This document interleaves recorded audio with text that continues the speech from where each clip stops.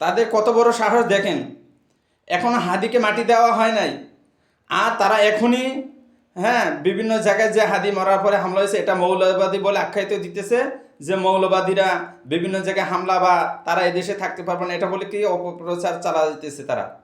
কিন্তু দেখা যায় হাদি মারা গেছে তাদের কোনো শোক নাই, কান্নাকাটি আহাজারি নাই, কোনো প্রতিবাদ নাই। ডেইলি স্টার, প্রথম আলো বিভিন্ন জায়গায় হামলা হয়েছে, এটা মৌলবাদীর উপর চালাইতেছে। এখন ডেইলি স্টার, প্রথম আলোর জন্য কি কান্নাকাটি, শুধু রাজনীতিক ফায়দা হাসিলের জন্য। তো দেখা যায় ওসমান হাদি মারা গেছে এর জন্য কোনো দুঃখ নাই, প্রকাশ নাই, কিছু নাই।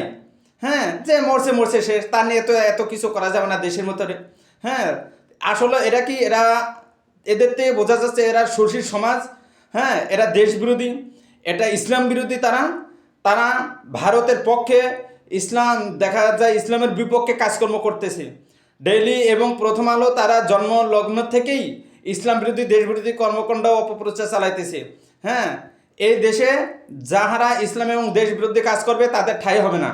এদেরকে যাহারা এদের ওপরে হামলা হয়েছে আমরা নিন্দা জানাই ঠিক, কিন্তু যারা ইসলাম এবং দেশের বিরুদ্ধে থাকবে তাদের এই দেশের জায়গা হয় না।